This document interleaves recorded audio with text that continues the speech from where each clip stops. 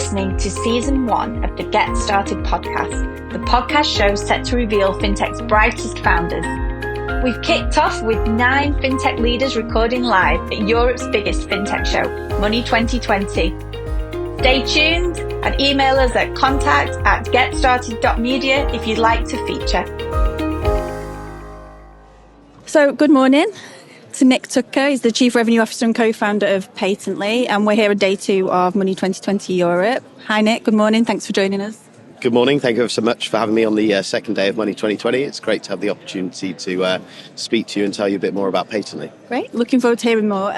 Maybe then if we get started, I'm sure you can describe Paytently a lot better than I could. So if you could just tell us a little bit about the business, when you founded it, and some about the vision and mission. Yeah, definitely. So I am one of the co-founders and the Chief Revenue Officer. I'm joined by Sam Barrett, who's our CEO. Sam and I worked together at Trustly for 5 or 6 years, which was a great fintech success story in and of itself in the early days of account-to-account payments and open banking. And we've been joined by Laurent Reyes-Bosch, who was a VP at Checkout, Viva Wallet, and comes with over 20 years experience in card acquiring. So that's a crack team, isn't it? Well, it's an unusual one. So we've got 3 commercial guys, found a great engineering team, but we have a slightly different dynamic in as much as it's 3 guys with a lot of business and commercial experience starting a company. And we've had to, find our kindred spirits on the tech side. But it's been a good mix because it certainly gives us a lot of insight into what merchants want and, what products are going to be needed by the industry. So Paytently is a payment orchestration platform. That's a bit of a buzzword in the industry. Yeah, I was going to say, what does that mean to you then? What's the vision? Yeah, so we want to build ultimately a full stack PSP eventually with the relevant EMI license so we can help our clients accept payments, custody those funds and make payouts in a variety of fiat and crypto currencies. But that's probably our 2025 vision. For now, we're building the technology that enables us to process Visa, MasterCard payments, alternative payment methods across a number of acquirers and really routing transactions to the best acquirer based on country, conversion, price, a whole host of different variables that ensure our merchants get the best success rate and are processing payments in the most economical way. So yeah, we're a good way through that journey now. We really believe in payment orchestration as being the most relevant part of payment processing these days. As merchants grow internationally, they need to work with multiple acquirers. And we focus on 2 categories. One is high-risk merchants. These guys need payment orchestration because they're often having to change acquirers due to shifts in risk appetite, or they have some quite specialist processing needs. And then mid-size e-commerce merchants that perhaps are overlooked by your big boys like Adyen and Stripe, and they want to work with an experienced team with good tech. Just to delve a little bit more into that and into the vision, because payments on the one hand is still sort of the darling of the fintech. A lot of reports show it's still a large proportion of where the funding goes. Yep. Obviously, we're a population that's growing exponentially, so there's always volume in the payment space. But then on the other hand, that makes it more competitive to cut through. Do you think that's, you've been able to do that quite quickly, I would say. It feels like Paytently's been around longer than it has. Yeah, I mean, Sam, our CEO, is very hot on brand and marketing. So we've always really tried to, put the brand out there and concentrate on people understanding Paytently. And, we've invested in shows, events, things that make sure we're out there in the field being seen. We believe that investment in the brand builds trust with our merchants. That's been really important for us. Yeah, and in terms of Paytently, look, sometimes we speak to merchants and clients and they're like, oh, God, another payments company. Do we really need one of those? So you've got to work hard to differentiate yourself, whether that's the level of service you give, the quality of the product, the verticals you target. So we really try and focus on innovative payment methods, new payment methods, the right blend of payment methods that our merchants need, and sectors that are underserved. That's where we're finding our niche. But yeah, it's certainly a saturated marketplace. There's lots of fantastic companies out there, but we're very lucky in that we have a lot of commercial experience. Yeah. We've all worked for a number of unicorns and leading fintechs over the last 20 years. So we're lucky enough to have a network where we can reach out to our merchants and they're happy to give us the opportunity to tell them about our business. I think maybe that's one of the reasons why we've been able to be successful. To get that traction. Early doors. But, that's a dual-edged sword in as much as it's great to have success early on. Obviously, you want to have a sustained success over the long term. And that's why we're concentrating so much on building our technology. So some quick fast facts then about Paytently. When were you founded? Where are you based? What's the team structure? What does it look like? Yeah, so Laurent and Sam started the business, I think, just over a year and a half ago. I kind of joined 2 months on from their inception as the co-founder. We are HQ'd in Malta. We do work with a lot of gaming clients. It's not our sole focus. We work in a variety of other verticals as well. But Sam's based in Malta. There's a lot of talent there. It's perhaps a bit more cost effective. It's a real ecosystem. We work with a few businesses also have Exactly. HQs there. There's lots of EMIs, lots of fintechs, lots of gaming companies, a wide variety of business over there and lots of talent. So we have our HQ in Malta. We've got about 35 people there. We've got a small office in Brussels, which is where Laurent is based. Laurent speaks French and has a great network in kind of mainland Europe. And I work from the less glamorous end of my garden in Beckenham. Oh, it's lovely. It's very nice, convenient for me. But I think we'll open a London office probably towards the end of July because most of our developers are ex-checkout and based in the UK, as well as some of our marketing team. So we're quite cosmopolitan and international in our scope. Right. Because you have to be, don't you? And that's where the opportunity is. Yeah, definitely. I mean, working with Laurent closely has really opened my eyes into, how much business is going on in France, Belgium, countries like that. I think Sam and I have predominantly worked in the London fintech scene. You become a bit insular, working with the same type of businesses and a lot of UK-focused corporates. But it's been nice to get the opportunity to expand more into Europe and, with Laurent's help, some of the French-speaking countries. So that's been, super exciting for us. So just then, to drill a little bit down further into what it feels like to be a fintech founder, can you tell me, was there a moment where you thought, this is my moment, I'm going to be a founder, I'm going to join, I'm going to take the risk? Or is it something you've always wanted to and built towards? Yeah. What was that moment for you? So my dad was an accountant and he was a very risk-averse man. And he said to me, son, the only two things I've ever bought on debt was my first stereo, my first house. He worked for KPMG. He was helping corporates restructure their pensions. So I always had his voice at the back of my head saying, son, be sensible. I worked for Lloyds Bank. I trod a more traditional path, but I've always had an entrepreneurial spirit. And as I've gained more experience, I think the big driver for me was the opportunity to work with two really close friends for us to be able to create our own business culture. I've worked for some great companies that have fantastic products, but didn't align with the culture. No. Or the culture was great, but the product was rubbish. So I think you get to a certain age, I'm 36 now, where you develop the experience, the confidence, the network to be credible and go out on your own. And the opportunity to do that with two friends was right for me. I just had my child, got married. It was probably the last opportunity for me to take the risk before, perhaps I was too old or there was too much on the line. So it was good timing. Making the jump is obviously a scary thing, but I wish I'd done it sooner, to be honest with you. I think if we'd have started this business 5 years ago, it would be even more exciting where we're at now. We're so early on the journey, but when you make the jump, it's very rewarding. Although I would say the buck stops with you. Yep. That's it's true. easy working for a company and being able to point higher up the food chain. It's not me, it's compliance, it's product, it's whoever. But when you're responsible for the performance of the business, to the shareholders, to the investors, to the employees you've got, everyone needs to get paid at the end of the month. That does come with an amount of stress, which makes it a bit of a roller coaster. You have these moments of really high adrenaline and satisfaction, but equally on a Sunday night, your phone buzzes and you're lying up thinking, oh God, how do I solve this problem Monday morning? So it's high highs, low lows, but I think it's a really worthwhile experience. It's certainly given me a lot of empathy towards other founders and other senior people I've worked with earlier in my career.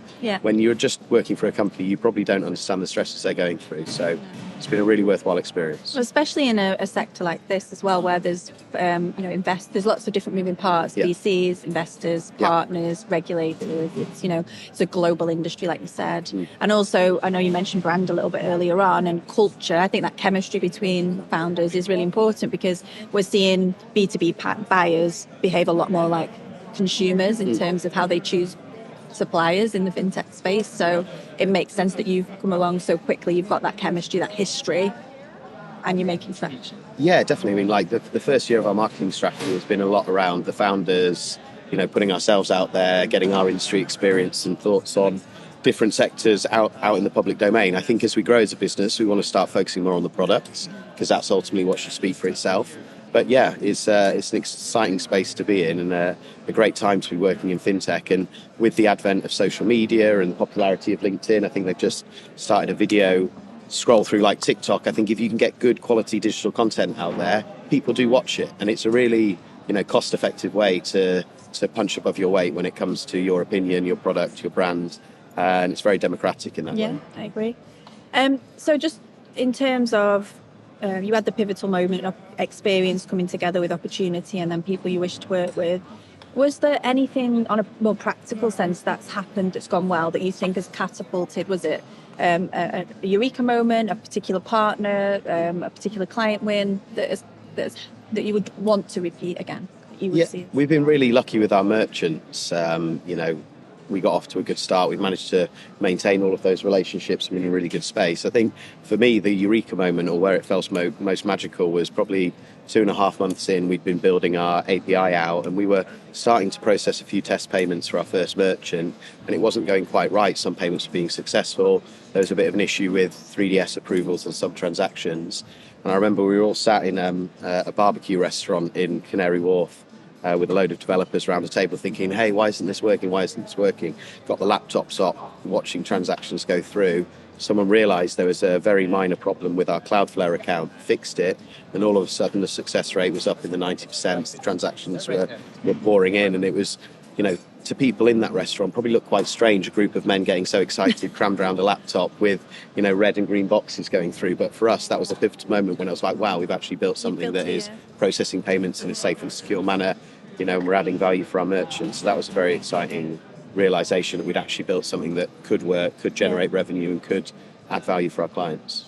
I guess on the flip side of that, I have to ask, it's the same question, isn't it? Different side of the coin. Any failure moments, people happy to celebrate failure? Anything that you've learned from but would not wish to repeat in the journey so far? I think our biggest strength, as I said, is that we're 3 commercial guys with lots of experience, but none of us is a techie.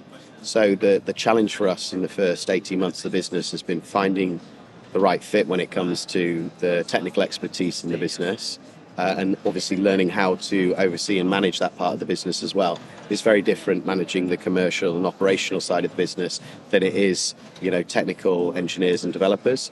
We're lucky we brought a guy in called Charwin from checkout.com that's really transformed that part of the business, and it's been really rewarding for us, finding that person that's our kindred spirit on the tech side of things. But I think, that's if you're coming from a commercial background, not the technical background. When you're going into a business that's focused on payments, you really need people with domain experience. It's really going to fast track your development if you can find the right technical expertise. I think it's really interesting that you bring out that point, because working with some sort of early stage founders, myself, inside and outside of this business, there is like a scramble for a CTO often, and you do see like that quick turnover sometimes because there's that, right, we need this skill, but they're not necessarily I like the way you describe it as a kindred spirit, because early days when it's a close-knit founding team, that key person has to have that as well.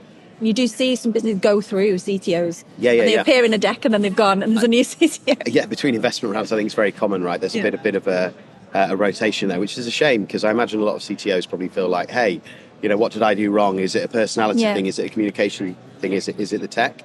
We've had good experiences there, but I think really finding someone that you can communicate clearly with and you can hit your product development goals, both in product and tech, is hugely important. So that's definitely a dynamic that we'll continue to focus on. You mentioned earlier on that you obviously you were married, you had a first child, and you were in a position where it was now or never. What motivates you? I mean, I was speaking to a founder yesterday that's still 15 years later from founded, hands-on, still got their stamp on the business, still highly motivated. What are the things that motivate you to be checking your emails on a Sunday? Yeah. I mean, so look, the thing for me is, whilst I'd not been like a serial entrepreneur, I'd been the second employee in a company called eBri that went on to be sold to Santander for, I think, 500 million plus. I was working for Trustly in the early days when they were only 40 people. So I'd seen, and I'd also worked at Lloyds Bank, which really made me realize why fintech companies are actually needed. So I'd been on that journey. I'd seen that it's possible, but I'd never had the pressure of having to really drive that. So it wasn't such a big jump for me doing it on my own. It was more developing the confidence in my own abilities to kind of make that happen and having the right people to do it with. Yeah. I guess you said that's what motivates you, is that. Yeah, sorry. And on the motivation point, I mean, for me, it's working with friends, and it's developing a business culture that is aligned to your values. I think, often you find yourself working for companies where you've taken a bit of a punt. You like it initially. You're working more for the money than anything else. You don't necessarily agree with the culture of the business and the values. The big thing for me is working with a close-knit group of friends at an executive level, where we all share the same values, we want the same things for our business, but in the wider team, being able to provide people with a fun, engaging place to work and develop their careers. And we're really passionate about promoting people in-house, creating a good, fun culture, a great place for people to work in, and the ability to do that and live and breathe the values. Laurent, Sam and I are all very professional, but we're quite quirky individuals as well. It's great to have the opportunity to be your authentic self in the workplace and give other people that opportunity as well. That's really interesting to hear, because obviously fintech is fairly founder-driven, especially at the sharp end of innovation. It is a very founder-driven industry. We depend on people, I guess founders like yourself, improving incrementally on the tech we have around us.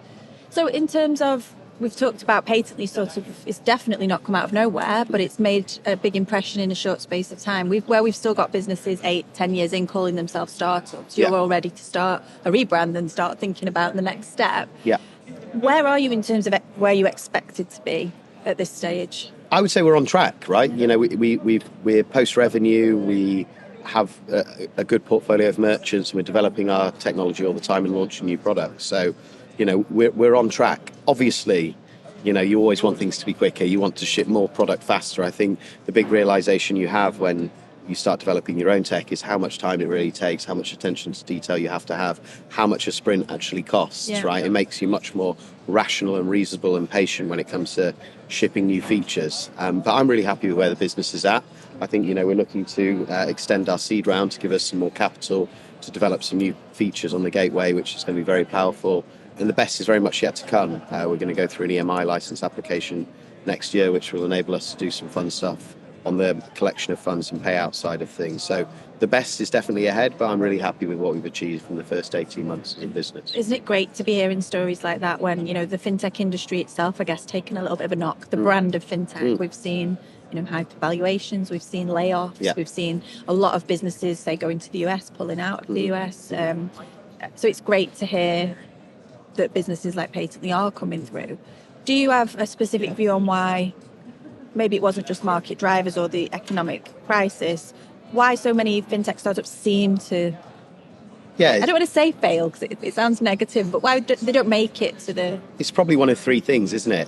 Let's be honest, they run out of money, they don't find product market fit, or the founders fall out in some way that really changes how the business originally was and why they were doing it.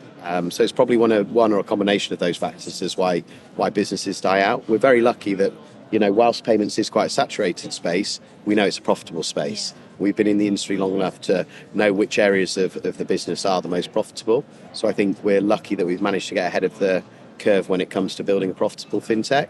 But to build a large fintech, you've obviously got to innovate, bring some new products to the market, and that's what we're really trying to focus on now. But it's definitely tough out there in the funding environment at the moment. It's very difficult.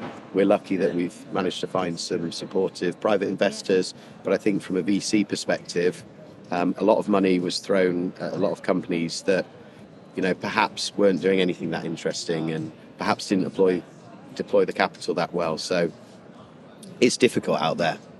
But I think if you've got grit, determination, hustle, which we really do in our founding team, that gives you the ability to pivot, to listen to the market, to move quickly, and that quick decision making and ability to execute is what sets you out. I think, having a hustler's mentality, having been around the block, having the ability to have grit and determination is really needed in a founding team. We definitely have that in abundance. Sounds like it, and it's great to hear about your journey so far. And it sounds like a big watch this space. Like there's lots coming from you guys even to the end of this year. Yeah. We're shipping. We've just shipped our client portal. Our orchestration engine is being developed and being released in Q4. And there's a number of other exciting initiatives we're working on with APMs. We come from an open banking background as well. I think there's some interesting stuff that can be done there. So the ability to have an idea and turn it into something is really one of the reasons why you start your own company. And hopefully there'll be lots more of that coming before the end of the year. Thanks for telling us about that journey so far. Just one final question, really. While we're here, we're at Money 2020. It's like, I should say 2020, Money 2020. So I'm from Warrington. It's a showcase. It's a physical manifestation of the fintech space. What's your quick take on what events like this offer? When is a good time to start investing in that as a founder or earlier stage business? I think Money 2020 is a really premium event when you see the quality of attendees. It's a really good way of describing it, Ad. Definitely has a premium feel, good quality attendees. And look, there's lots of people that perhaps can't afford the passes. They are quite expensive, that you can meet in and around the venue that are in Amsterdam at the same time. So I'm not encouraging that, but there's definitely a wider ecosystem. So it's worth being in Amsterdam for this week. I think for the businesses that can afford the stands, that can make the investment in actually having tickets and being on site, it's a great learning event. If you have the time to sit down and listen to some panels from your competitors or leaders in the area you're focused on, that's definitely valuable, and it gives you a chance to reflect on, the trends in the industry, what the status quo is, who's doing what opportunities there might be. But for me, it's really valuable from a networking perspective. We're able to come over and in 2.5, 3 days, meet most of our partners, some of our larger merchants here as well, and just have that opportunity to see people face to face, which you don't get all the time. So I think it's a really well-run event, very professional, high quality of attendee, and for us it's a really worthwhile investment. I think it may be a while before we're, getting a big stand and making that type of commitment. Probably you need a lot of VC funding or to be extremely profitable to make that worthwhile. I think coming as an attendee or perhaps having a small area, definitely worth the investment. Great, well, it's really good to hear from you. Thanks for joining us. My pleasure. You've been listening to Get Started Podcast, the podcast show set to reveal fintech's brightest founders, brought to you by Communications House for Entrepreneurs, Started. To take part, email contact@getstarted.media or WhatsApp us on +44 7822 01 8863.